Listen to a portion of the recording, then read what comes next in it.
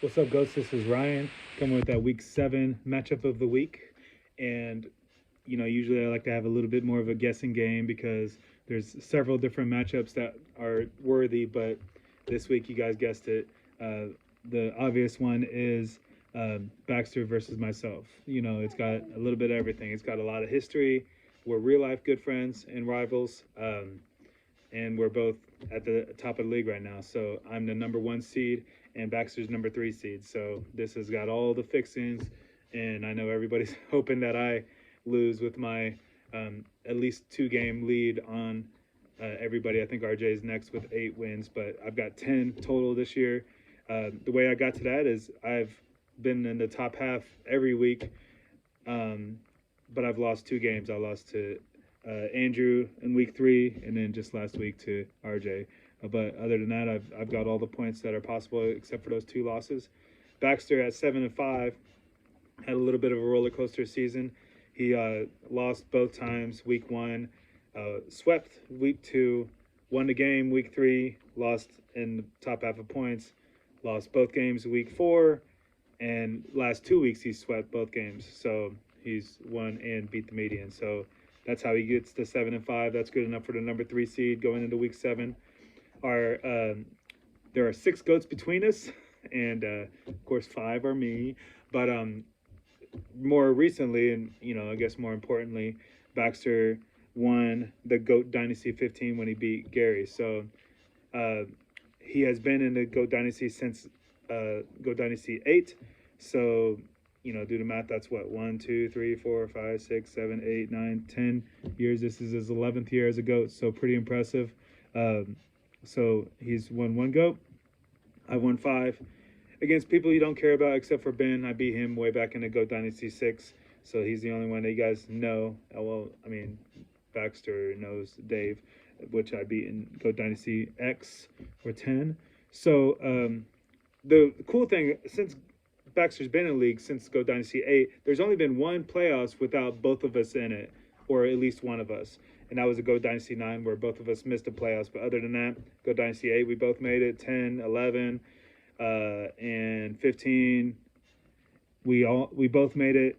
And then the other ones, either he made it or I made it. So, and again, with since he's been in the league, I won Go Dynasty 8, Go Dynasty 10, and then he won Go Dynasty 15. So that's pretty important. The head-to-head matchup is super close, 9-7. I've won 9 times. He's won 7. I'm not going to go through all the scores, but I've scored 200 against him 3 times. He has beat me in the playoffs. More importantly, I would rather win in the playoffs than score a bunch of points during the regular season. So, his rookie year, I beat him 2 times. I beat him in the regular season, and then in the semi-finals, when I ended up winning that week, and then he ended up getting 3rd place. So 3rd place as a rookie, nothing to shake a leg at. So good for that. But since then he's beat me in the playoffs. In the Go Dynasty 13, I made the playoffs. He beat me in the semifinals.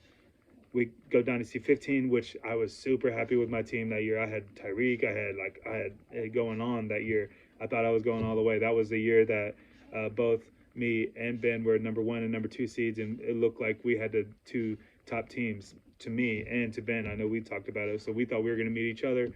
Fresh off a bye week, Baxter beats me 182 to 172 and some change. So that hurts for sure. But I've got the slight lead in 9-7 against him. So our regular season records, again, all-time GOAT Dynasty from the original to 17. I am 134-93, good enough for a 59% winning percentage, and he in his 10 years is 72-60, good enough for a 55% winning percentage. So again, the longer you are a GOAT, the harder it is to keep up that winning percentage. So good on both Baxter and myself. Throughout our games, we've had many bets. We've done name change bets, which I usually win those because there's not a lot of high stakes with that. But he wins the big ones. He won one where he was able to shave my beard however he wanted. So I had this chop job that I had to rock for a day. And then Then he also won one where he was able to draw a temporary tattoo on. He had a friend of his and both of ours draw a temporary tattoo as a rainbow and said, "I suck at fantasy football." I had a unicorn on there, so I had to rock that. And then I also had to wear a super small Zac Efron High School Musical jacket for a whole day. So he's won the big bets. I did win one bet. I remember, I can't remember when it was, but I was able to do a temporary tattoo on him, but we never paid up for that. So I still owe you a tattoo back. So he said the statute of limitations is done, so can't do that. So whatever. Playoff history. Just in elimination games, I didn't count the third place games. I didn't count the if you already been eliminated, the consolation brackets or anything like that. I'm 12-6, so pretty stellar with the playoffs, and he is 7-5, so still a winning record in the playoffs in elimination games. Again, those most important games. The thing about me in the playoffs is I either win the whole thing or I lose the very first game that I play. So that's been unfortunate for me. Baxter's a little bit of both, where he sometimes makes it, most of the way. He's been in another championship game that he did not win. He won the championship that one year. Or he'll win the first round but then lose the second round. So it's been kind of off and on. Mine's all or nothing. I'm either losing the first round that I play or I'm winning the whole thing. So, and I haven't won the whole thing for a while. So, cue Ben saying that, though. Thanks, sucks. So, on to the game. Well, first, week 7 performances. I thought I was impressive with my 11-6 record, which is pretty cool. But not to be outdone, Baxter's 8-2 during week 7. So his first 7 years, he didn't win. He didn't lose. He won his first 7 week 7 games. Then he lost 2 times, one to Gary, one to Kevin, and then last year he beat Mike. So he's looking to make another big streak by beating me this week. Now on to the game. It's going to be really, really interesting. Josh Allen versus Patrick Mahomes. What more could you ask for with that? The number 1 and 2 drafted quarterbacks in the late summer. Patrick Mahomes was drafted number 1 in probably most leagues, I would assume, and Josh Allen was right behind him. That's how it went in our league. Patrick Mahomes was drafted in that second round. Then I came around in the third round and drafted Josh Allen. Josh Allen is the number 1 quarterback this year so far, this young season. And Patrick Mahomes, even though people are saying that he's having a bad year, he's still number 4 quarterback. So nothing to argue about with that. So Patrick Mahomes will hopefully throw all his touchdowns to Rashid Rice this weekend, because I'll have him playing. And he's hoping that Josh Allen throws all his touchdown passes to Gabe Davis. So I always like when we have a little bit of both, And then Patrick Mahomes, he's hoping definitely to double up with Kadarius Toney and Isaiah Pacheco, maybe put a couple dump offs to that. So if the Chiefs are scoring, chances are it's going to be some points for Baxtorius. Bucks-Falcons game is going to be huge for Baxter. He's got Drake London, Mike Evans, and Bijan Robinson. Bijan's the number 7 running back in the league right now. Then the other skill position that he has is a wide receiver. He's got Jacoby Myers, the number 14 wide receiver. So that's pretty cool there. And I thought it was interesting. Bijan Robinson, number 7 running back, but Devon Achane is still ahead of him, even though he's missed a couple weeks. So, or maybe he's only missed 1 week. So he's on IR right now. So hopefully he's going to come back with a vengeance in time for a nice playoff push and run. I've got Commanders and Giants. I've got some skin in that game. I've got Wan'Dale Robinson and Brian Robinson. Going to have some big games, hopefully. Then he's got Jacoby Myers, like I said before, against Cole Kmet in the same game.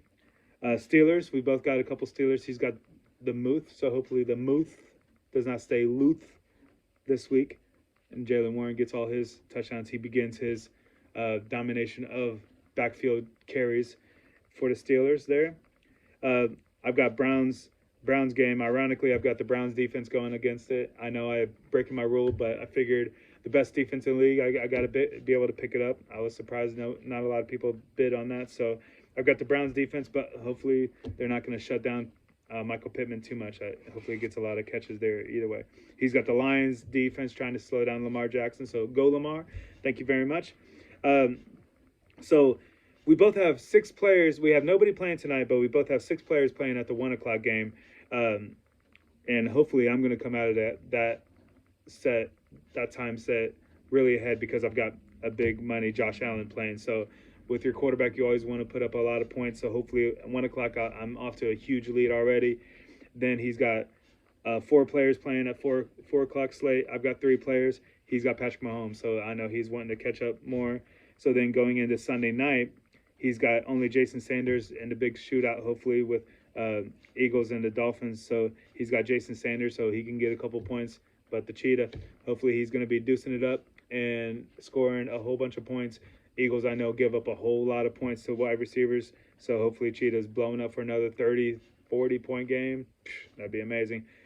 Baxter, if you listen to this, I want you to tell me what you would be comfortable, because you'll be done after Jason Sanders plays that night. So I want you to know, going into Sunday night, I want you to know what lead you would feel comfortable with me having Tyreek Hill, and then I have a kicker, Jake Moody, on Monday night. But I want you to tell me what you would be comfortable with going into Sunday night with me having Tyreek Hill, the most dynamic player this year so far. So let me know what you're going to be comfortable with, and I'll let you know if that's going to be attainable or not. So big matchup, Baxter versus Royalty, week 7.